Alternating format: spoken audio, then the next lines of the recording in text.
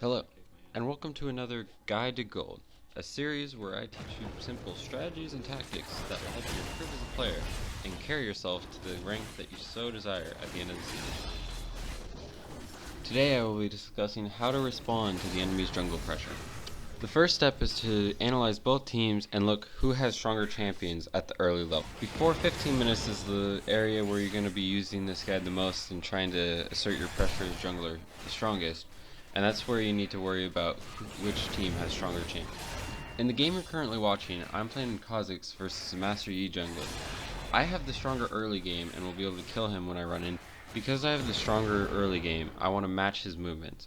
I want to be on whatever side of the map he's on so that I can respond to ganks with a counter gank, or be able to go into his jungle when he's there, when he becomes low, to potentially pick up.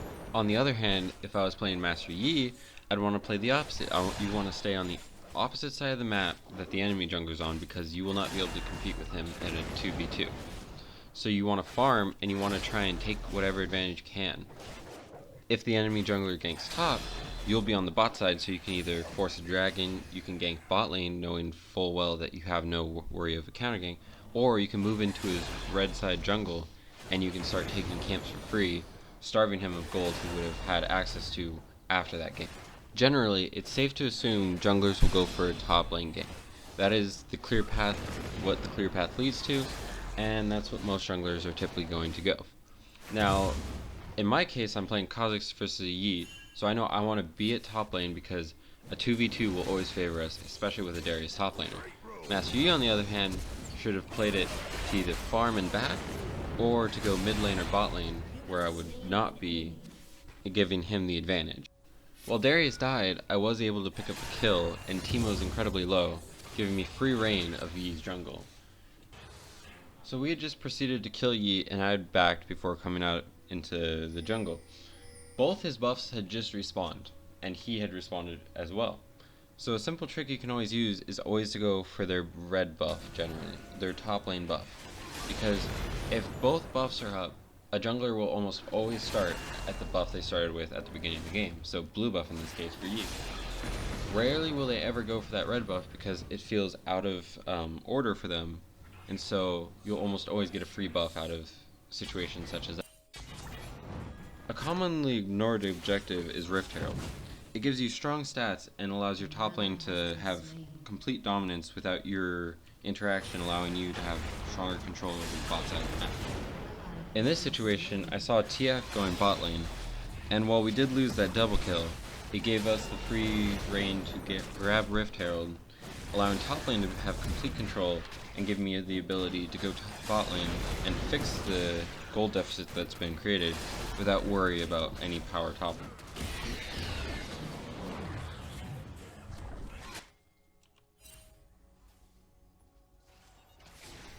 Here I actually try and make that play happen, going for a bot lane game and having mild success at it.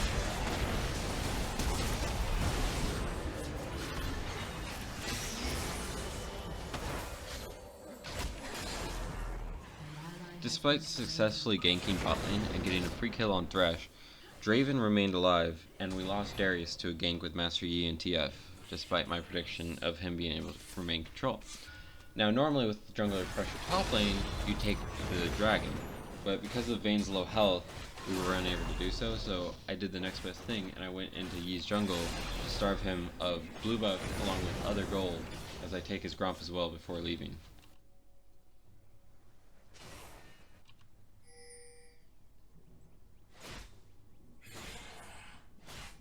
Your turret has been destroyed.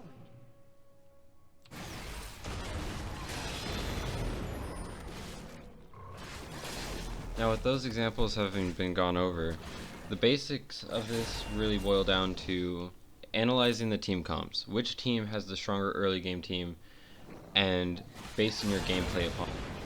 If the enemy team has a stronger team than you, what do you want to do? You want to avoid their jungler at all costs. You want to be on the opposite side of the map, farming and ganking when you know there's no possibility of a counter. You want to focus on warding your lanes more so, and the river, to know when the jungler is coming out of his jungle and either crossing the line into your jungle or going for a gank. The goal is to keep the enemy jungler from snowballing any lanes or himself until you can power up into the later game where you'll have a stronger impact.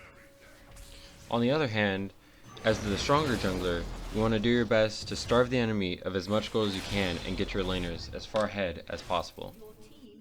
You want to focus most of your wards on the enemy jungle over your lane or river so that you can keep tabs on where he is and his health.